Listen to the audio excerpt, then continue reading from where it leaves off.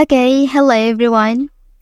Here I want to provide a tutorial on how to change hotspot password on Samsung Galaxy A15 device.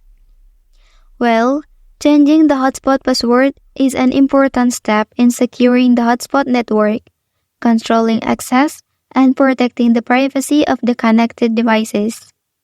It is recommended to use a strong, unique password that combines a mix of letters, numbers, and symbols to maximize security. Okay, let's go to the tutorial.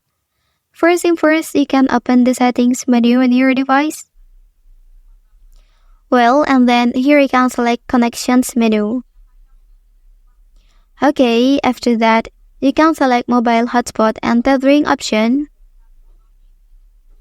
And then, you can click the first option here. After that in this page, to change the password, you can tap configure here.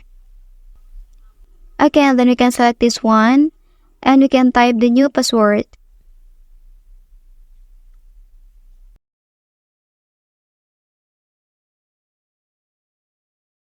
Okay, and then click save.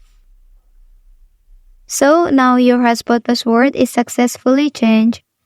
That's the tutorial on how to change hotspot password on Samsung Galaxy A15 device.